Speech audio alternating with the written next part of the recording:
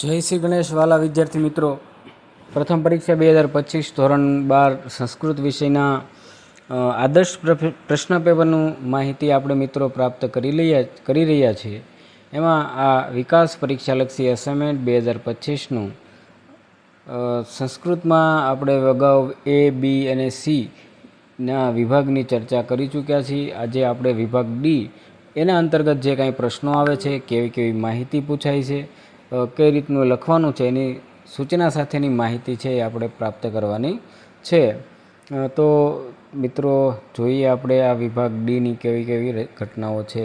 તો એમાં સૌથી પહેલાં એક ક્રમની અંદર સંસ્કૃત અને ગુજરાતી બંનેમાં માહિતી છે આપેલી હોય છે. એમાં છે કે નીચે આપેલો પ્રત્યેક ફકરો વાંચીને પ્રશ્નોના ઉત્તર સંસ્કૃત ભાષામાં લખો, જે 4 માર્કની અંદર છે. મિત્રો એક પેરેગ્રાફ છે આપેલો અને એની નીચે 4 પ્રશ્નો આપેલા છે. એનો જવાબ તમારે પેરેગ્રાફમાંથી છે ગોતીને લખવાનો છે. આપણે જવાબ પણ મિત્રો અહીં દર્શાવેલા છે. જો આ આખો પહેલો પેરેગ્રાફ છે અને એના છે આ 4 પ્રશ્નો છે અને એ પ્રશ્ન જવાબ પેરેગ્રાફમાંથી ગોતવાનો, તો મિત્રો એના જવાબ પણ આ રીતના રહેલા છે. એટલે જવાબ સાથેની માહિતી પણ મિત્રો અહીં આપેલી છે, જે વિકાસ પરીક્ષા લક્ષીનું ખૂબ સારું કામ ગણી શકાય. બીજો પેરેગ્રાફ છે આ રીતનો, અડધો ત્યાં અને અડધો આ રીતનો છે. એની નીચેના આ 4 પ્રશ્નો છે અને 4ના જવાબ મિત્રો આ રીતના અહીં છે દર્શાવેલા છે. તો એના જવાબો બન્યા. ત્યારબાદ એ જ પેરેગ્રાફના અથવાના પ્રશ્નો જોઈએ તો આ 4 પ્રકારના આ રીતના પ્રશ્નો પણ બની શકે. સિદ્ધાર્થશ જન્મનમ સપ્તપદીને કાદીએ ગતા, તો એ રીતના 4 પ્રશ્નો છે અને એ 4નો જવાબ પણ મિત્રો આ રીતનો આવી શકે છે. તો આ એ અથવાનો જે પ્રશ્ન બને એના જવાબ છે રહેલા છે. ત્યારબાદ આ તમે ત્રીજો પેરેગ્રાફ જોઈ શકો છો. ત્રીજો પેરેગ્રાફના એના જે આ 4 પ્રશ્નો છે અને 4નો જવાબ પણ મિત્રો અહીં છે આ પ્રમાણે રહેલો છે. થોડીવાર વિડીયોને અટકાવીને પણ તમે છે આ માહિતી મિત્રો પ્રાપ્ત કરી શકો છો. ત્યારબાદ આગળ વાત કરીએ આપણે, તો એ જે કાંઈ પ્રશ્નો છે તેની ચર્ચા છે આપણે કરીએ.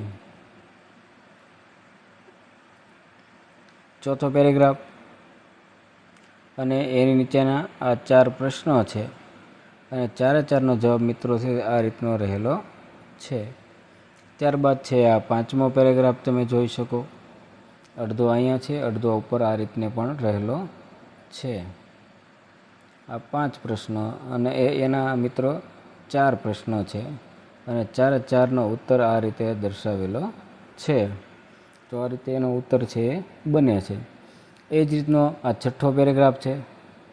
6થા પેરેગ્રાફની નીચે આ 4 પ્રશ્નો છે અને આ એના મિત્રો છે એ જવાબ રહેલા છે. ત્યારબાદ 7મો પેરેગ્રાફ પણ તમે આ જોઈ શકો અને 7ના પેરેગ્રાફના આ 4 પ્રશ્નો અને એ 4ના ઉત્તર પણ અહીં છે દર્શાવેલા છે. તો આ રીતે એના જવાબો છે. ત્યાર પછી છે 8મો છે આખો પેરેગ્રાફ. 8મા પેરેગ્રાફના આ 4 પ્રશ્નો છે અને એના જવાબો પણ મિત્રો અહીં છે દર્શાવેલા છે. તો આ રીતે એક જવાબ સાથેની સંપૂર્ણ માહિતી છે એ અહીં દર્શાવેલી છે. ત્યારબાદ બીજી સૂચના છે કે નીચે આપેલા પ્રશ્નોના ગુજરાતી ભાષામાં ઉત્તર લખો, જે પ્રશ્ન ક્રમાંક 34 થી 37 દરમિયાન છે આવે છે અને કોઈ પણ 3 છે લખવાના છે. પદ્ય વિભાગની અંદર જોઈએ તો પહેલું છે કે અધર્મથી વર્તમાન પુરુષની છેવટે શી ગતિ થાય છે અથવા કોણ માત્ર નામનું ધારણ કરે છે, તો એ પ્રશ્ન છે. ત્યારબાદના આ પ્રશ્નો અહીં છે. ત્રીજો પ્રશ્ન છે, ચોથો છે, 5મો પ્રશ્ન, 6થો, 7મો, 8મો, 9મો અને આ 10મો પ્રશ્ન છે. 11મો પ્રશ્ન, 12મો, 13મો, 14 અને 15 પ્રકારના પ્રશ્નો છે. ત્યારબાદ ગદ્ય વિભાગની અંદરથી પણ પ્રશ્નો આપેલા છે. આ દ ઇતિ પાઠ કયા ઉપનિષદમાંથી લેવામાં આવ્યો છે, તો એ પ્રશ્ન છે.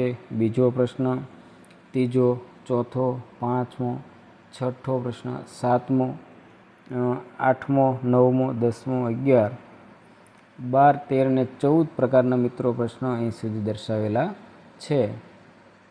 ત્યારબાદની સૂચના છે 3 નંબરમાં કે અર્થ વિસ્તાર કરો. પ્રશ્ન 38 અથવા 38 એટલે કે 38 છે 3 માર્કનો છે. અહીં મિત્રો કેટલીક અર્થ વિસ્તારની પંક્તિઓ આપેલી છે જે તમે જોઈ શકો કે આ 6 પ્રકારની છે, તમે આ જોવો છો તો આનો અર્થ વિસ્તાર કરવાનો છે. ત્યારબાદ આ 7મી છે, 8, 9 અને 10 પ્રકારની પંક્તિઓ આપેલી છે. એનો અર્થ વિસ્તાર મિત્રો આપણે પાઠ્યપુસ્તક કે અન્ય જગ્યાએ જોઈને તમે કરી શકો. ચોથો પ્રશ્ન છે કે નીચે આપેલી ખાલી જગ્યા પૂરો. પ્રશ્ન 39 થી 41 સુધી એટલે કે 3 માર્કની છે. તો તમે જુઓ કે પદ્ય 1ની અંદરથી પહેલી ખાલી જગ્યા કે મેઘા મેં ખાલી જગ્યા દદાતું, તો એની અંદર જે નીચે અંડરલાઇન કરેલી છે એ એનો જવાબ છે, એટલે એમાં ઇન્દ્ર આવશે. બીજી ખાલી જગ્યામાં જ્યેષ્ઠાય, ત્રીજી ખાલી જગ્યામાં અગ્નિ અને ચોથી ખાલી જગ્યામાં મૂર્ધનમ અને 5મી ખાલી જગ્યામાં આવશે અપ્રતિષ્ઠમ. ત્યારબાદ બીજું પદ્યની અંદરથી તો પહેલામાં ભદ્રાણી, બીજામાં અલક્ષણમ, ત્રીજાની અંદર દુરાચાર અને ચોથાની અંદર આવે છે આચારત અને 5ની અંદર આવે છે દુઃખમ.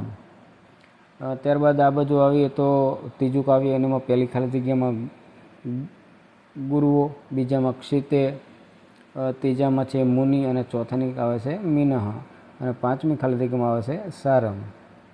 ત્યારબાદ ચોથી ખાલી જગ્યા એટલે કે ચોથા પાઠની પહેલી ખાલી જગ્યામાં એમાં વિધાય આવશે, બીજાની અંદર હશે માયિન, ત્રીજાની અંદર આવે છે માની નામ અને ચોથાની અંદર આવે છે મુનય અને 5ની અંદર આવે છે જટાધર.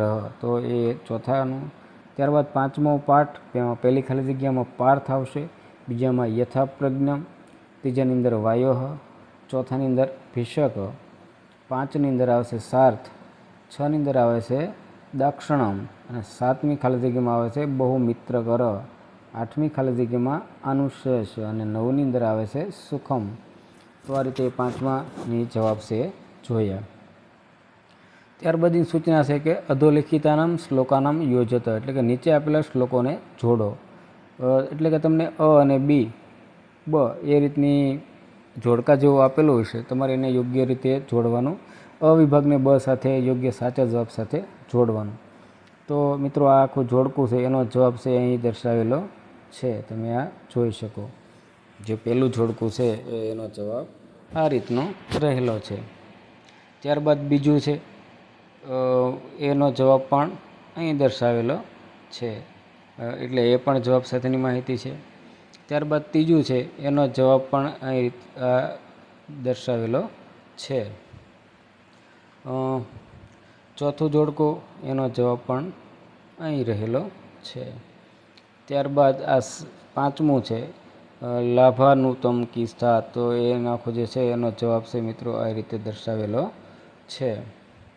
ત્યારબાદ છઠ્ઠું છે અ અને બની જુઓ તો એનું જોડકાનો એનો જવાબ પણ અહીં છે સારી રીતે દર્શાવેલો છે. ત્યારબાદ 7મું એનો જવાબ પણ મિત્રો અહીં છે આપેલો છે. તો આ રીતે આખો જે વિભાગ હતો ડી વિભાગ એની મિત્રો માહિતી છે આપણે પ્રાપ્ત કરવાનો પ્રયત્ન છે કરેલો છે. જો તમને વિડીયો સારો લાગે, પરીક્ષાની દૃષ્ટિએ યોગ્ય લાગે તો અન્ય વિદ્યાર્થીઓ સુધી અવશ્ય પહોંચાડો અને તમે પણ ચેનલમાં જો નવા હો તો ચેનલને લાઇક, શેર અને સબસ્ક્રાઈબ કરો અને આવા જ વિડીયો જોવા માટે મારી સાથે જોડાયેલા રહો. હવે મળીએ મિત્રો આપણે એક નવા જ વિડીયોમાં. ત્યાં સુધી દરેકને જય શ્રી ગણેશ અને પરીક્ષાની શુભેચ્છાઓ.